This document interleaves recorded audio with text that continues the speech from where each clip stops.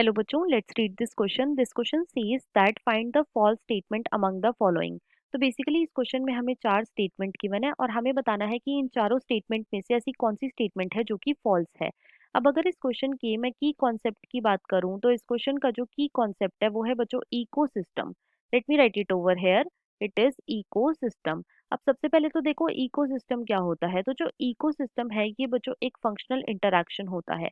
ये क्या होता है? ये एक फंक्शनल इंटरैक्शन होता है। और ये इंटरैक्शन किस किस चीज के बीच में होता है? तो ये इंटरैक्शन होता है बच्चों mainly between biotic and abiotic component. So ecosystem is the functional interaction between biotic and abiotic component. Right, अब हम एक एक करके अपनी सारी स्टेटमेंट्स को चेक करेंगे। स्टेटमेंट वन में हमें गिवन है the annual net primary productivity of the whole biosphere is approximately 170 billion tons dry weight of organic matter. तो बच्चों ये स्टेटमेंट हमारी बिल्कुल करेक्ट गिवन है। क्यों? क्योंकि देखो जो होल बायोस्फीयर है उसकी जो एक साल की नेट प्राइमरी प्रोडक्टिविटी है, 1 ईयर की जो नेट प्राइमरी प्रोडक्टिविटी है वो कितनी है? वो है बच्चों अप्रोक्सीमेटली 170 बिलियन टन।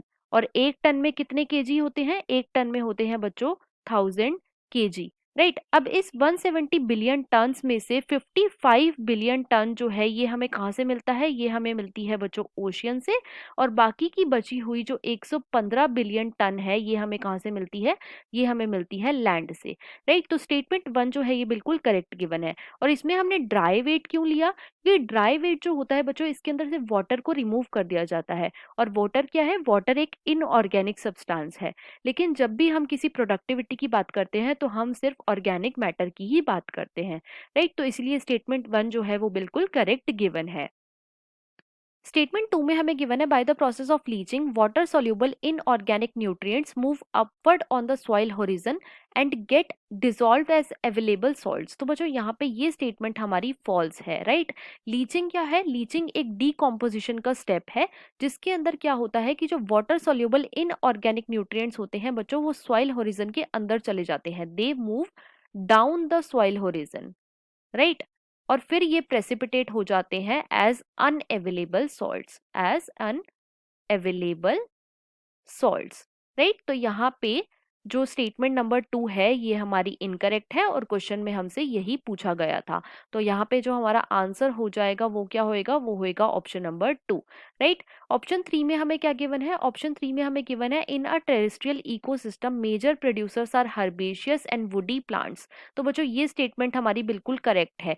जो टेरेस्ट्रियल इकोसिस्टम होता है उनके जो मेजर प्रोड्यूसर्स हैं वो क्या है? वो है हर्बेशियस और वुडी प्लांट्स। तो स्टेटमेंट 3 जो है ये बिल्कुल करेक्ट है। स्टेटमेंट 4 में हमें गिवन है the saprophytes are not given any place in ecological pyramids even though they play a vital role in ecosystem. तो बच्चों ये स्टेटमेंट हमारी बिल्कुल करेक्ट है। जो हमारे इकोलॉजिकल पिरामिड्स हैं बच्चों उनकी कुछ लिमिटेशन है और उनमें से एक लिमिटेशन ये भी है कि जो सैप्रोफाइट्स होते हैं और डीकम्पोजर्स होते हैं उनको इकोलॉजिकल पिरामिड में कोई भी जगह नहीं दी गई, जबकि वो एक वाइटल रोल प्ले करते हैं इन इकोसिस्टम। तो यहाँ पे जो फॉल्स स्टेटमेंट है वो है ऑप्शन नंबर 2 और हमसे यही पूछा गया था। So the final answer of this question is option number 2. I hope you understood it well. Best of luck.